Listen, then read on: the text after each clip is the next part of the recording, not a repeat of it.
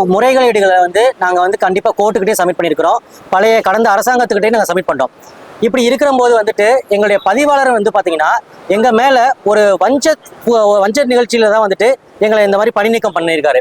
ஏன் பண்ணியிருக்காரு அப்படின்னு பார்த்தீங்கன்னா, அதாவது இப்போ எங்களுடைய கோரிக்கையை கோர்ட் எடுத்துக்கிட்டாங்க. முதல்ல பதிவாளர் யாரு அப்படின்னு பாத்தீங்கன்னா, அவரு சூபா தங்கவேலுடைய மருமகன். போன ஆட்சியில திமுக ஆட்சியில இருந்துச்சு, அதனால நான் திமுக காரன் அப்படின்னு மிரட்டுறதாகவே நமக்கு நிறைய தகவல் வந்தது. நம்ம நிறைய செய்தியெல்லாம் போட்டோம். இப்ப தாவேக ஆட்சி, புதிய ஆட்சி வந்திருக்கு. இப்பவும் நான் திமுகவுடைய பின்புலத்துல இருக்கேன்றதை அந்த குமரேசன் பதிவு பண்றாரா? இல்ல சார், இப்ப அவர் எப்படின்னா, முதல்ல அரசியல்வாதிகளை கைக்குள்ள போட்டிருந்தாரு. இப்போ அதிகாரிகளை கைக்குள்ள போட்டிருக்காரு. உயர்கல்வித்துறையுடைய செயலாளராக இருக்கட்டும், இல்ல அவங்க கூட நெருக்க வட்டத்தில் இருக்கிற நண்பர்களா இருக்கட்டும், எல்லாரையுமே இவர் போய் சரி கட்டிடுறாரு. அதை சரி கட்டுறதுனால இவர் பண்ற எந்த தப்புகளும், எந்த ஒரு தவறுகளுமே பாத்தீங்கன்னா வெளியில கொண்டு வர மாட்டேங்கிறாங்க. நாங்க கேட்கிற ஒரே ஒரு விஷயம் என்னன்னு பாத்தீங்கன்னா, நாங்க எல்லாத்துலயுமே ப்ராப்பரா இருக்கிறோம், எல்லா விஷயத்திலயுமே ப்ராப்பரா இருக்கோம், ஏன் செய்ய மாட்டேங்கிறீங்க அப்படின்னு கேட்கறதுக்கு ஒரு பதிலும் யாராலையும் சொல்ல முடியல. அதாவது இவர் பொய்யை மட்டுமே சொல்கிறாரு. அதாவது பதிவாளர் கடை பொய்யை மட்டுமே அவருடைய முதல் கோரிக்கையே பொய் தான். இப்ப நான் போய் ஒரு தடவை ஏன்னு கேட்கறேன் அப்படின்னா, இதுக்கு நான் சம்மந்தம் இல்லப்பா, வேற ஒருத்தர்ப்பா அப்படின்றாரு. அந்த வேற ஒருத்தர்ட்ட போய் திரும்ப கேட்டோம் அப்படின்னா, அவங்க சொல்றாங்க இதுக்கு எனக்கு சம்மந்தம் கிடையாதுப்பா, இன்னொருத்தர்ப்பான்றாங்க. திரும்ப இன்னொருத்தர்ட்ட போய் கேட்கும்போது அவர் திரும்ப பதிவாளர் கை காமிக்கிறாங்க. அதாவது பல்கலைக்கழகத்துடைய உயரிய பொறுப்பு பதிவாளர் பொறுப்பு தான். அவருக்கு அந்த தகுதி இல்லைன்றாங்க. அவர் செகண்ட் கிளாஸ் பிஜி தான் படிச்சிருக்காரு. ஆமா சார், அரியர்லாம் பாஸ் பண்ணிட்டாரு. அதாவது சார் கொடுத்து குறுக்குள்ள வந்தார் அப்படின்றாங்க. அதாவது அவருடைய குற்றச்சாட்டுகள் பாத்தீங்கன்னா, மொத்தம் பாத்தீங்கன்னா 20 பேரு எங்களுக்கு தெரிஞ்சே பாத்தீங்கன்னா 20 மூத்த பேராசிரியர்கள் இருக்கிறாங்க. அவருடைய பதவிக்கு முன்னாடி 20 பேர் இருக்காங்க. இப்போ நியாயமா நடந்த ஒரு பதிவாளர் பதவியா இருந்திருந்தது அப்படின்னா கண்டிப்பா அவருக்கு முன்னாடி இருக்கவங்க தான் வந்திருக்கணும். ஆனா இவங்க 20 பேரையும் பைபாஸ் பண்ணிட்டு இவர் நடுவில் இருக்கிறவர் எப்படி வர முடியும்? இது மக்களுக்கு பாத்தீங்கன்னா நல்லா புரியுற மாதிரி தான் நாங்க இதை பண்ணிட்டு இருக்கிறோம். அதனால நாங்க சொல்ல விரும்புவது என்னன்னு பாத்தீங்கன்னா, இந்த அரசாங்கம் பாத்தீங்கன்னா எங்களுக்கு உதவி பண்ணணும். நாங்க அரசாங்கத்துக்கிட்ட கேட்கறது எங்களுடைய கோரிக்கைகளை தயவுசெய்து ஏத்துக்கன்னு சொல்றோம். இந்த கோரிக்கைகளை ஏத்துக்கிட்டாலும் திரும்பவும் இந்த பதிவாளர் போய் தான் சொல்ல போறாரு. இல்ல இப்ப நீங்க இல்லாத இடத்த இப்ப நீங்க இப்ப சாதாரணமா இப்போ ஒரு 10 ஆசிரியர்கள் இல்லைனாலே பாடம் நடத்துறது ரொம்ப கஷ்டம். கிட்டத்தட்ட இங்க ஒரு 300க்கும் மேற்பட்ட ஆசிரியர்கள் போயிட்டீங்கன்னா அந்த மாணவருடைய நிலைமை இப்ப என்ன சார்? அண்ணா யூனிவர்சிட்டியில அதாவது சார், என்னுடைய மாணவர்கள் எனக்கே தனியா கால் பண்ணி பர்சனலா சொல்றாங்க. அதாவது ஒரு வாத்தியார் பாத்தீங்கன்னா குறைஞ்சது 3 தியரி எடுக்கணும், ஒரு லேப் எடுக்கணும். ஆனா இப்ப இருக்கிற உதவி பேராசிரியர்கள் என்ன பண்றாங்கன்னா குறைஞ்சது 4ல இருந்து 5. ஓகேங்களா? இப்போ எங்களுடைய மதுரை கேம்பஸ்ல பாத்தீங்கன்னா artificial intelligence and machine learning ஒரு புது கோர்ஸ் ஆரம்பிச்சிருக்காங்க.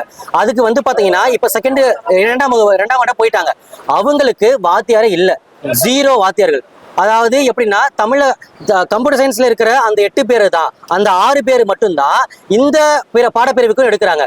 அப்போ மக்களுக்கு நாங்க கேள்வி வைக்கிறது என்னன்னு பாத்தீங்கன்னா, உங்களுடைய மாணவர்களை நீங்க போய் உங்களுடைய பிள்ளைகளை கொண்டு போயிட்டு சேர்க்கும் போது அந்த பள்ளியில கல்லூரியில வாத்தியார்கள் இருக்காங்களா, எத்தனை பேர் இருக்கிறாங்க, எத்தனை பேர் கிளாஸ் எடுக்கிறாங்க அப்படின்ற அந்த தகவலை தயவு செய்து உறுதிப்படுத்துங்க. இது முழுக்க மறைக்கிறாரு. ஒரு முழு பீசனிக்காக சோத்துல மறைக்கிற மாதிரி என்டையரா மறைக்கிறாரு. வாத்தியார்கள் பற்றாக்குறை இருக்கு சார், கண்டிப்பா இருக்கு சார். ஏஐசிடி டிஃபிஷியன்சி ரிப்போர்ட்டை அந்தந்த கேம்பஸ்ல இருக்கிற டீன்களுக்கு அனுப்பியிருக்கிறாரு. அதை வெளியிட சொல்லுங்க பாப்போம். நிறைய முறைகேடா 200க்கும் மேற்பட்ட காலேஜுக்கு அட்டானமஸ் கொடுத்துருக்காங்க அப்படின்ற மாதிரி ஒரு. அதாவது சார், அஃபிலியேஷன்ல பாத்தீங்கன்னா நிறைய காலேஜ்ல இன்ஃப்ராஸ்ட்ரக்சரே கிடையாது. இது எப்படி நடக்கணும் அப்படின்னா, ஏஐசிடி ஒரு ரூல்ஸ் வச்சிருக்காங்க. அந்த ரூல்ஸை ஃபாலோ பண்ணி இது கரெக்டா இருக்கா, வெரிஃபையா இருக்கான்னு சொல்லிட்டு அண்ணா யூனிவர்சிட்டி மக்களும் மித்த கவர்மெண்ட் காலேஜ்ல இருக்கிற மக்களும் போய் வெரிஃபை பண்ணுவாங்க. அந்த வெரிஃபை பண்ற அதிகாரிகளையுமே போயிட்டு இவர் என்ன பண்ணிருக்காருன்னா, எதுவுமே இல்ல, தரமே இல்ல, தரமில்லாத ஒரு கல்லூரிகளுக்கு எல்லாத்துக்குமே நீட்டிப்பு அணைய கொடுத்திருக்கிறாரு. சோ ஏஐசிடி அப்ரூவல் கொடுத்திருக்காரு. இது இன்ஸ்பெக்ஷன் போனவங்க நல்லா இல்லைன்னு சொல்ல ரிப்போர்ட்டையுமே மறைச்சு இவரு அதிகாரங்கள் வழங்கியிருக்கிறாரு. காசுதான் அனைத்துமே. இது மக்களுக்கே தெரியும் சார். தொடர்ந்து நீங்க போராடிட்டு இருக்கீங்க, தொடர்ந்து இந்த தற்காலிக பதிவாளர் குமரேசன் மீது குற்றச்சாட்டு வைக்கிறீங்க, அவலங்களை வெளிக்கொண்டு வரீங்க. என்ன சார் இதுல ஒரு சிரமம் இருக்கு? பணி நிரந்தரம் பண்றதுக்கான இல்ல எங்களுக்கு பணி நீட்டிப்பு ஆணையம் வழங்குறதுக்கு சார். அதாவது முக்கியமான காரணம் என்னன்னு பாத்தீங்கன்னா, இவர் வந்து நான் ஏற்கனவே சொன்ன மாதிரி அரசு அதிகாரிகளை வந்துட்டு கைக்குள்ள போட்டிருக்கிறாரு. இப்போ ஏஐசிடி இன்ஸ்பெக்ஷன் நடந்துச்சு, ரீசெண்டா நடந்துச்சு. அந்த இன்ஸ்பெக்ஷன்ல என்ன பண்றாங்க அப்படின்னு பாத்தீங்கன்னா, கட்டிடங்களே இல்ல. ஒரு ஏஐசிடியோட விதி பிரகாரம் இத்தனை பள்ளிகள் இருக்குன்னா அதுல வகுப்பறை இவ்வளவு வசதியில இருக்கணும், குடிக்கிற தண்ணி இவ்வளவு இருக்கணும், டாய்லெட் ஃபெசிலிட்டிஸ் இருக்கணும்.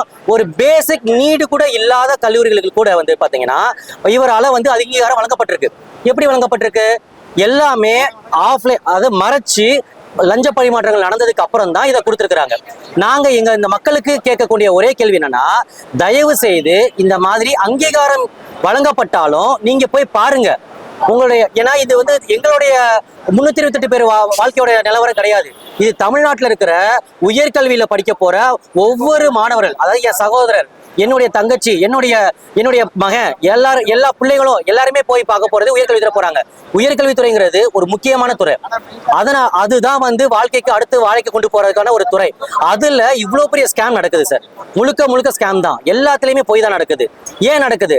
எல்லாத்துலயுமே கவர்மெண்டோட பணம் இருக்கு. நம்ம கட்டுற ஃபீஸ் தான், நம்ம கட்டுற எல்லா எக்ஸாம் ஃபீஸ் கட்டுறது தான், ரீவேல்யூஷன் ஃபீஸ் தான். எல்லாமே என்ன பண்றாங்க? ஒரு வெள்ளை அறிக்கை கூட கிடையாது. எத்தனை ஃபேக்கல்டி இருக்காங்கன்றத எந்த வெப்சைட்லயுமே போட மாட்டேங்கிறாங்க. இது வரைக்கும் 16 கேம்பஸ் இருக்கு. எங்களுடைய அண்ணா பள்ளியில் மட்டும் 16 கேம்பஸ் இருக்கு. 16 கேம்பஸ்ல எத்தனை ஃபேக்கல்டி இருக்கிறாங்க, அத்தனை பேருக்கு என்ன லோடு கொடுத்துருக்காங்க, டீச்சிங் லோடு இருக்கு, யாராவது கொடுப்பாங்களா சார்? அத்தனை டிபார்ட்மெண்ட் வாங்கியிருக்காங்க. அப்ரூவல் இல்லாமயே, ஏஐசிடி அப்ரூவல் இல்லாமயே நிறைய கோர்சஸ் எங்க கேம்பஸ்லயே 16 கேம்பஸ்லயே நடக்குது சார். இதெல்லாம் வந்து மக்கள் ஆகிய நீங்க தான் கேட்கணும். எல்லாத்துக்குமே லஞ்சம், எல்லாத்தையுமே சரி கட்டிடுறாங்க, பணம் கொடுத்து சரி கட்டிடுறாங்க. இப்போ உங்களுடைய போராட்டத்துக்கு இந்த அரசு, தாவேக அரசு செவி சாய்க்கும் பட்சத்துல, செவி சாய்க்கல அப்படின்னா அடுத்த கட்டமா அவங்க போராட்டத்தை எப்படி எடுத்துட்டு போலான்னு இருக்கீங்க?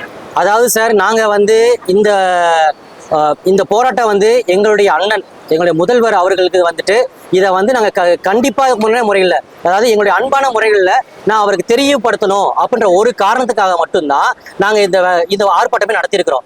ஏன்னா முதல்வர்களுக்கு வந்து பார்த்தீங்கன்னா கிட்டத்தட்ட நாங்கள் ஒரு மாசமா நாங்க பார்க்காத மினிஸ்டர்ஸ் கிடையாது, ஒரு மாசமா பார்க்காத அரசு அதிகாரிகள் கிடையாது. எல்லார்கிட்டையும் வந்து ரெக்வஸ்ட் பண்ணி, சார் எங்களுக்கு இந்த மாதிரி இருக்கும், 5 மாசமா வேலை இல்லாம இருக்கும், ஸ்கூல் ஃபீஸ் கட்ட முடியல, குழந்தைகளுக்கு ஸ்கூலுக்கு போக முடியாம கவர்மெண்ட் ஸ்கூல் சேர்த்துட்டு இருக்கிறோம், அதுவும் நல்ல பள்ளிகள் தான். ஆனா என்னுடைய வசதிகளுக்காக நான் மாத்திட்டு இருக்கிறோம்.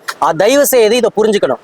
இந்த கோரிக்கையை முதல்வர்கிட்ட நாங்க வந்து ஒரு கண்ணீர் மல்க நாங்க வைக்கிறோம். ஏன்னா இது வந்து எங்களுடைய பிரச்சனை கிடையாது. தமிழ்நாட்டில் உயர்கல்வித்துறையில் நடக்கிற ஒரு பெரிய ஊழலை இவர் வந்து கண்டிப்பா கேட்பாரு. அதுக்காக நான் வைக்கிறோம். இந்த அடுத்த கட்டமா நாங்க என்ன பண்ண போறோம் அப்படின்னு பாத்தீங்கன்னா, ஒரு கோட்டையை நோக்கிய பயணங்கள் போக போறோம், உண்ணாவிரதம் இருக்க போறோம். இந்த மாதிரி வந்து எங்களுடைய வலுவான கோரிக்கைகளை தமிழக அரசுக்கு எடுத்து வரைச்சு கொண்டேதான் இருப்போம். இது வந்து ஓயாது, கண்டிப்பான முறைகள்ல நடந்துகிட்டா இருக்கும். ஏன்னா நாங்க பதிவாளர் நினைச்சிருக்காரு, 1 மாசத்துல இவங்க அமைதியாயிடுவாங்க, 2 மாசத்துல அமைதியாயிடுவாங்க, 3 மாசத்துல, இப்ப 5 மாசம் ஆயிடுச்சு. துணைவேந்தர் இல்ல, துணைவேந்தருமே கிடையாது சார். மொத்தம் 16 யூனிவர்சிட்டி இருக்கு சார் தமிழ்நாட்டில், ஸ்டேட் யூனிவர்சிட்டி இருக்கு. 16ல 15 யூனிவர்சிட்டிக்கு பிசிஏ இன்னும் போடல சார், பிஎஸ்சி கமிட்டியே போடல. இது தயவு செய்து தமிழக முதல்வர் எங்கள் அண்ணன் விஜய் அவர்களுக்கு நாங்க எடுத்திருக்கிற ஒரு முக்கியமான கோரிக்கை வச்சிருக்கிறோம். தயவு செய்து உயர்கல்வித்துறையையும் நீங்க உங்க கண்ட்ரோல்ல வச்சுக்கோங்க. நீங்க வந்து பார்த்து செஞ்சா மட்டும்தான் இங்க நடக்கிற உயர்கல்வியை உங்களுடைய தம்பிகள்லாம் நல்ல வேலைகளுக்கு போக முடியும். தயவு செய்து இதை வந்து கருத்துல கொண்டுங்க.